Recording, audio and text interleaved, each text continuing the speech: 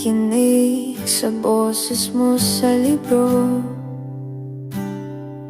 Parang multo pero puso ko'y tumibok. Hindi kita nakikita, ngunit ramdam. Ikaw ang tanging liwanag sa dilim. Paano tayo nagkausap?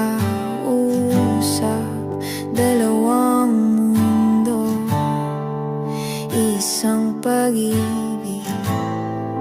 Sana'y hawak mo ang kamay ko kahit sandali, kahit di totoo.